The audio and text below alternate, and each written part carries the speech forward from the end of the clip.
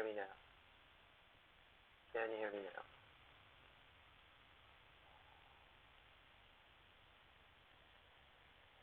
Okay, can you hear me now?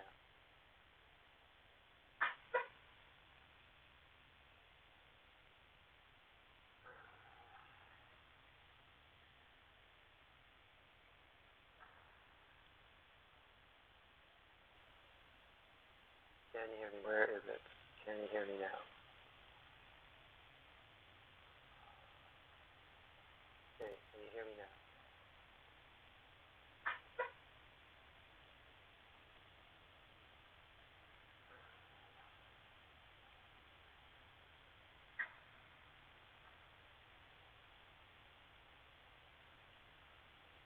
Can you hear me? Where is it? Can you hear me now?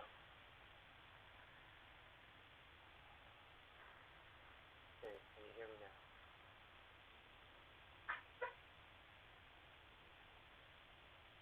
Okay.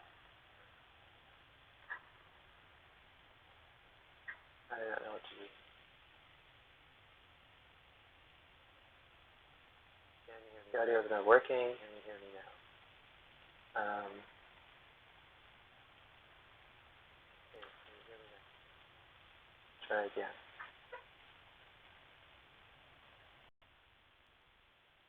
Okay, can you hear me now?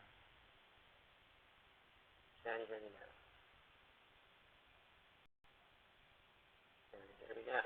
Okay, can you hear me now? Can you hear me now? Still can't hear. Can you hear me now? Okay, can you hear me now? Can you hear me now? Still can't hear. Can you hear me now? Okay, can you hear me now? Can you hear me now? Still can't hear. Okay, I'll try the default. Okay, can you hear me now? Can you hear me now? Still can't. Okay, how is it now? How is it now? Okay, I'll try the default. Can you hear me now? Okay, it looks like it's working now. The audio is working now, but I just have to use the computer audio. I can't use my headphone audio. Okay, so um,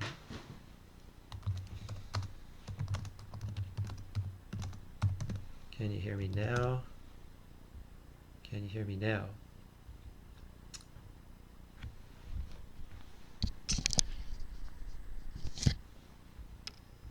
Hmm.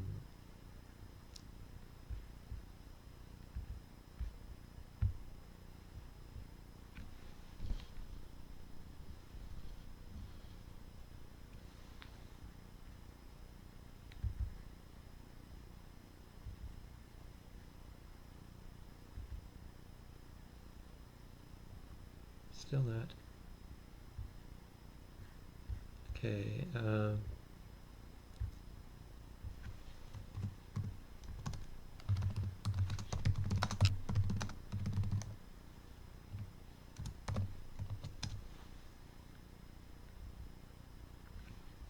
Yeah, so again, I'll keep talking here.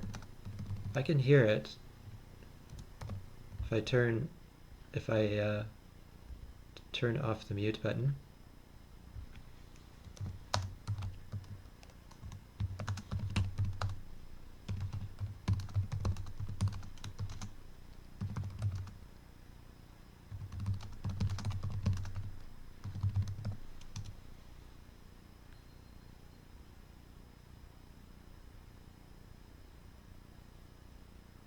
Okay, yeah. Just keep trying to talk here so that you can hear me.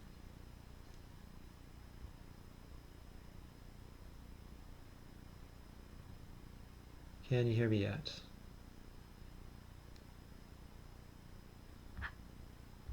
Oh, what is going on?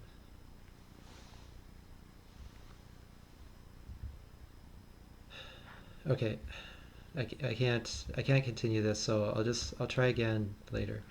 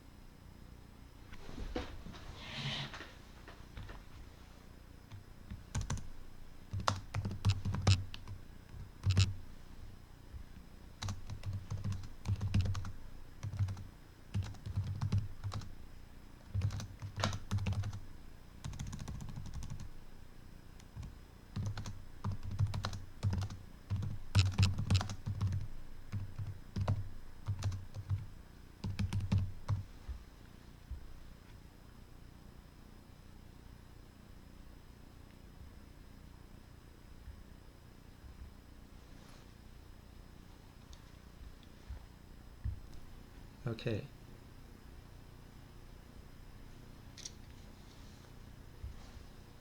So what is the problem? Okay. Okay. I'll just keep talking and making noise. What is the problem? Okay. Go to Tools. I'll just keep talking and making noise. Problem? Change the settings. Okay. Go to Tools. I'll just keep talking and making noise. Problem? Change the settings. And hear it.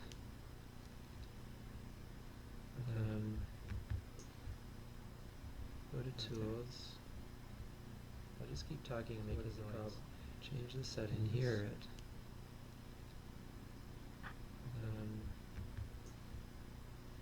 Go to Tools. I'll just keep talking and making noise. Change the settings. And hear it. Go to Tools.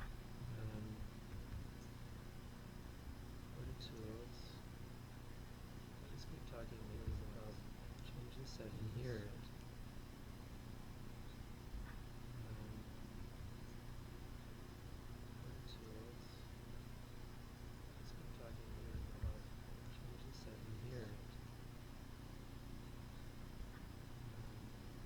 Okay.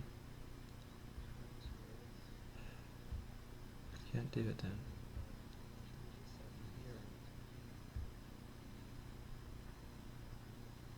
Okay. Can't do it then.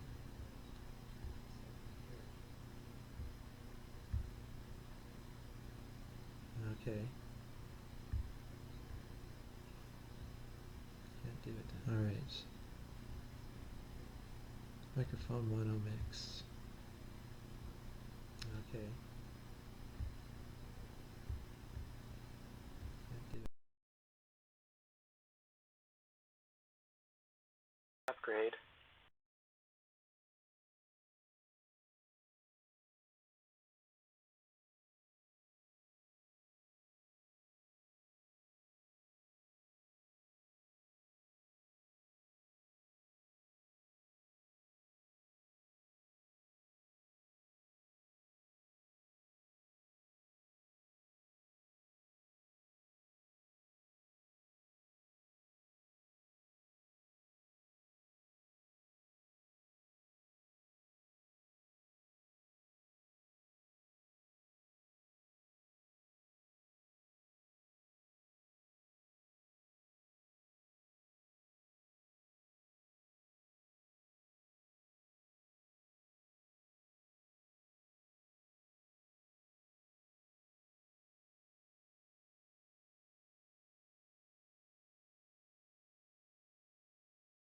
Can't hear me.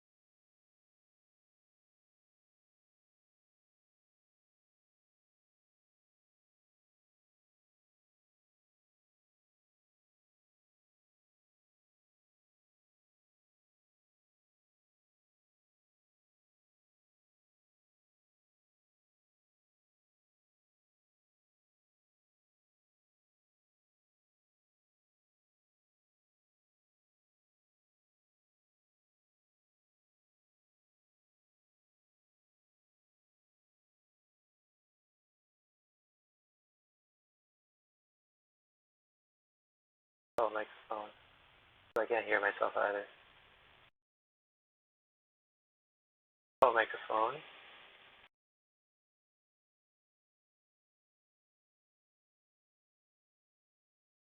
Hear me.